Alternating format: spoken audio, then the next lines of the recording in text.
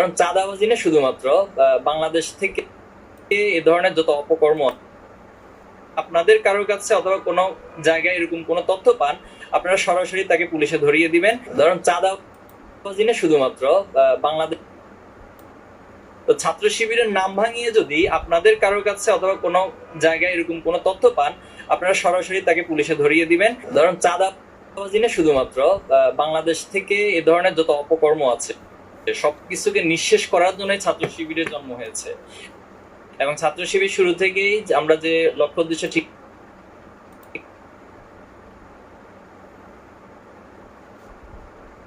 এবং আদর্শ একটি সমাজ প্রতিষ্ঠিত হবে।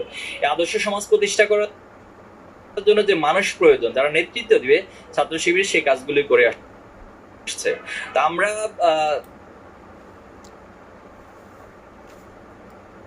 এমন কথা যদি অন্য দলীয় অন্য সকল দলীয় নেতাকর্মীরা যদি বলতো, তাহলে আমাদের বাংলাদেশের জনগণের তো কোনো আপত্তি থাকতো না যে নির্বাচন দেওয়ার জন্য। যে অন্যান্য দলীয় নেতাকর্মীরা শুধু নির্বাচন কেন বলতেছে, যাতে তারা লুটে ফুটে খেতে পারে, যাতে তাদের দলের শীর্ষ যারা ছোটোখাটো নেতাকর্মী আছে এরা যাতে জায়গায় বসে লুটে ফুটে খেতে পারে দেশকে। এই জন্য তারা শুধু নির্বাচনের কথা বলে। তাদের কোনো দলীয় কোনো নেতাকর্মী কখনো বলে না যে আমার দলের কোনো কেউ যদি কোনো ছাঁদাবাজিতে প্রমাণ পান তাকে পুলিশে ধরে দিবেন, তার বিরুদ্ধে আইনানুগ ব্যবস্থা নেওয়া হবে। এটা বাংলাদেশের একমাত্র জামাত ইসলামের সংগঠনের লোক ব্যতীত হবে। বিএনপি কোনো লোকে বলে না, আজ পর্যন্ত আওয়ামী লীগের কোনো লোকে বলে নাই। যদি